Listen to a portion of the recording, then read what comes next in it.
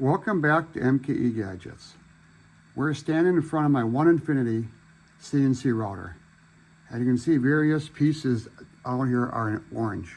Those are pieces I made, my original designs. Some of them we have talked about in the past, and some we're going to talk about today. So let's zoom in and we'll get a closer look at today's subject. I have this labeled Y. This is the end of my Y rail, and it has these openings here and a cable that comes out. And as I walk by, I'm always afraid I'm going to hit that cable with my hip or break it off. And this top here, this is a switch enclosure, has this bolt sticking out. I thought, well, if we change this, we cover this up, maybe we can print a new cover here and do a better job on this bolt here, make it flush, make it look a little bit better. So let's take that off.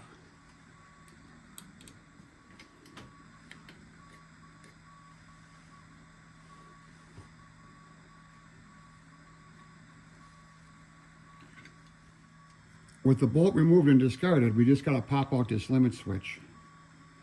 And as you can see, the limit switch has a red light, and the OEM cover there has a little window, and that's to keep sawdust from getting in there. So the part I modeled, I did in orange. All my accessories are in orange because I thought it looks really good with the black and orange. And I modeled the window, but I wanted to put a lens in there to keep dust out. And what I found was, I went to a local Lego store, and I found this little Lego, and it's shaped like a wedge. It's a 1x1 Lego, and it just pops in there, and it stays tight. That is not going to come out. So if you have kids, grandkids, neighbor kids, maybe you can get a piece of Lego from them, or go to a local Lego store.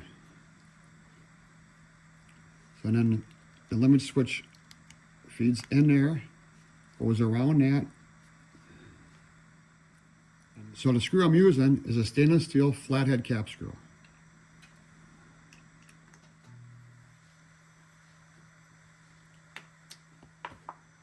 Here's the OEM part with that screw sitting proud. This is flush and a lot nicer. The OEM runs the wire out left or right side. I run it straight out the back. So here's my cover. Plenty of room for wiring.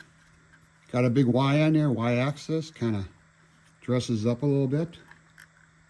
And all we got to do for wire management, get those wires in there